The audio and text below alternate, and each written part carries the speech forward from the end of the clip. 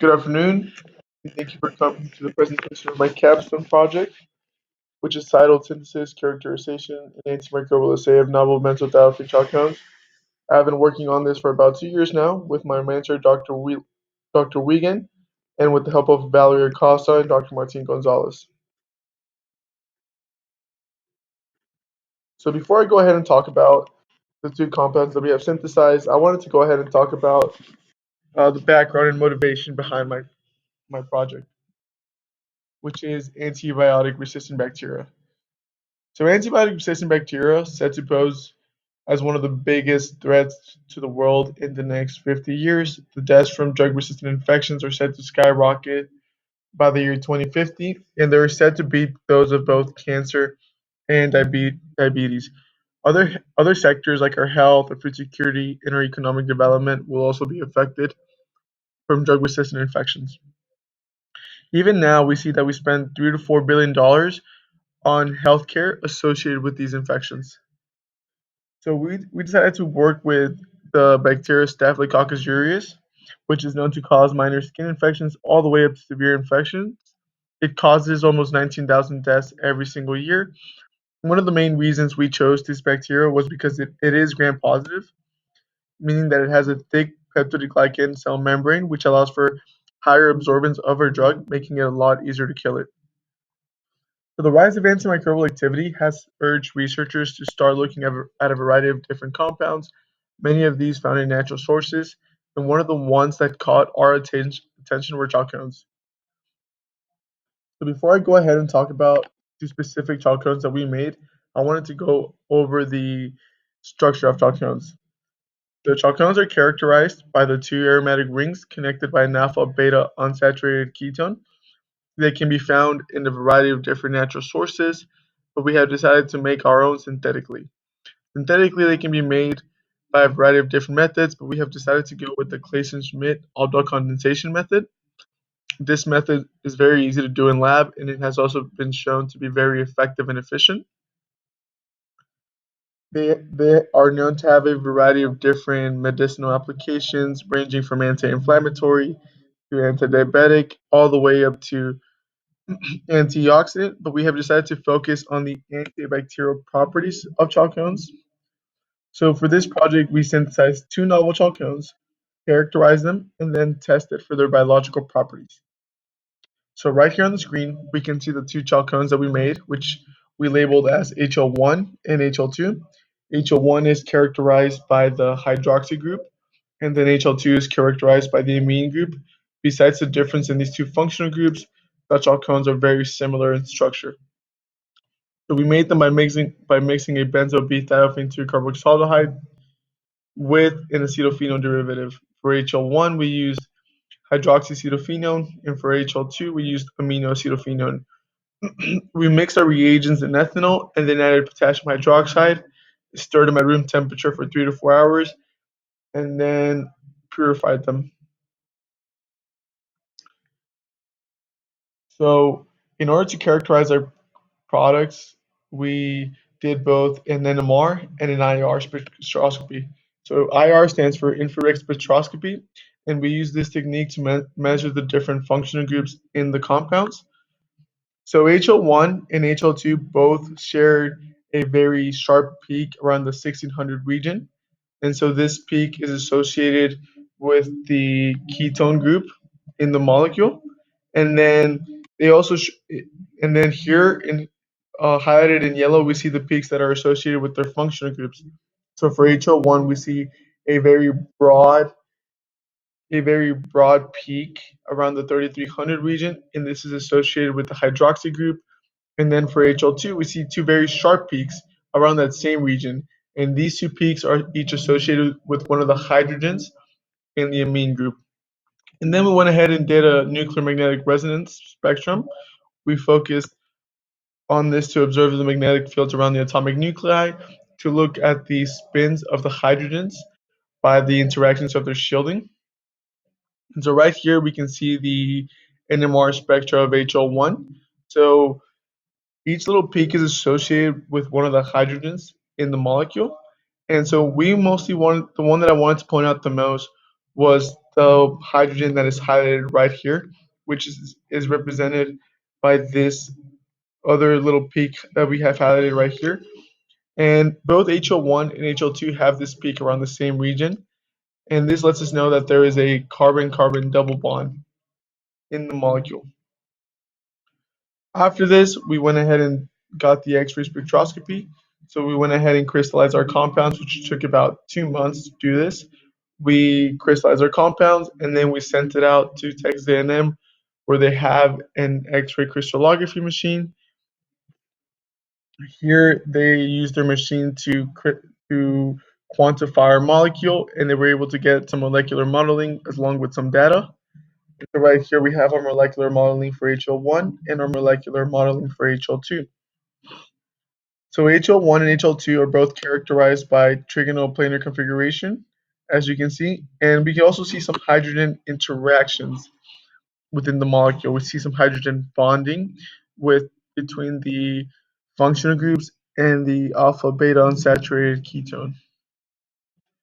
So after this, we went ahead and tested for the biological properties of our compounds. We did this via a spectrophotometric assay.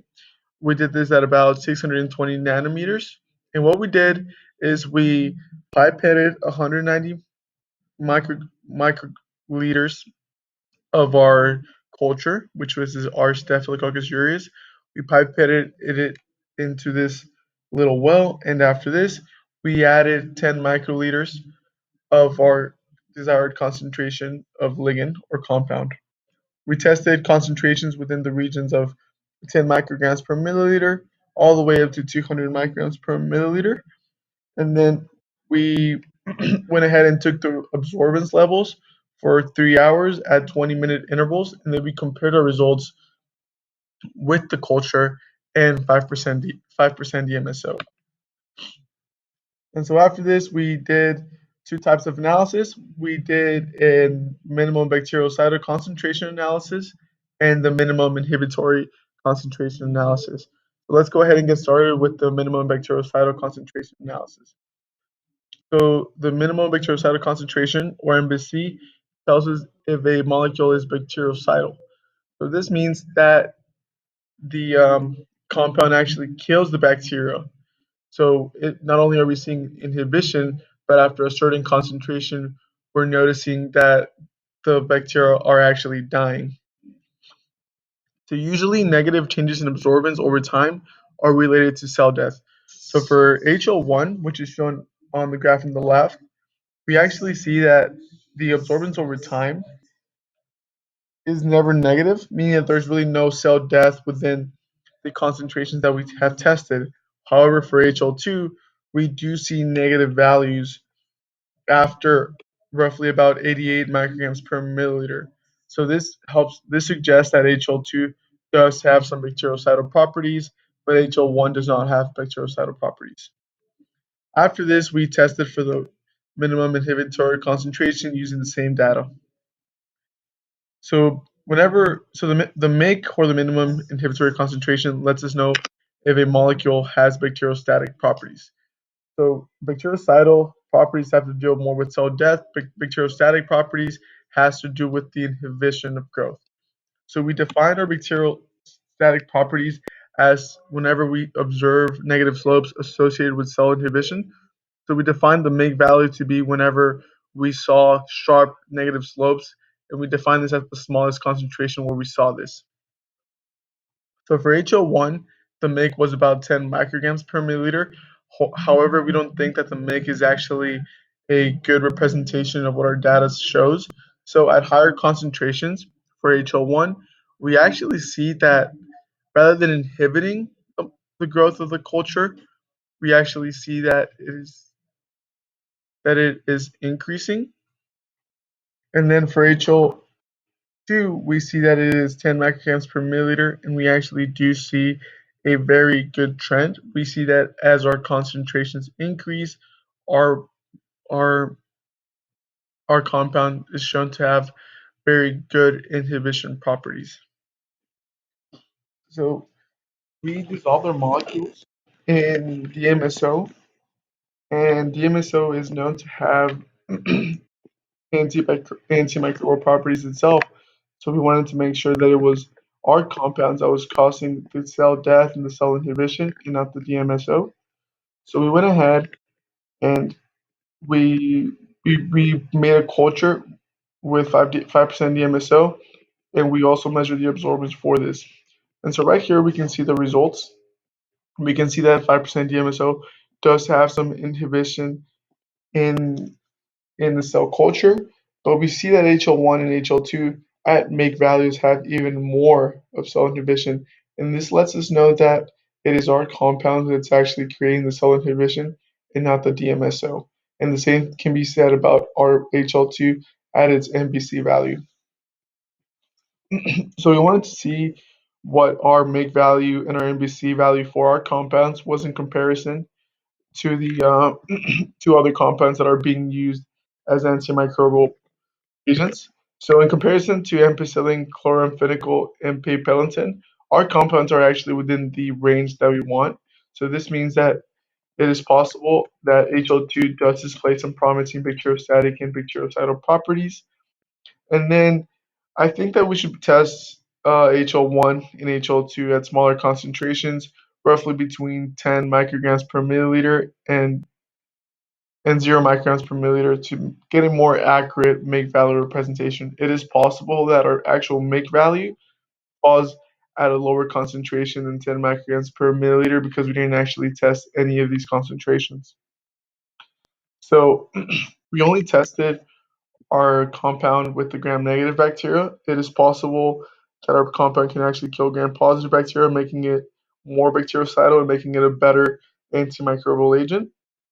And then the MBC value and the make value are not the only two things that are used to determine if a compound is a good antimicrobial agent against a specific bacteria. There are other things that should be taken into account, such as our site of infection, our antibiotic breakpoint, and our pharmacokinetics. And I wanted to go ahead and thank the Southwestern University Biochemistry Department for supporting me throughout this research project, as well as the Welch Research Foundation for helping me fund this project. That concludes my presentation. Thank you for everyone for coming and listening to it, and now we will be taking questions.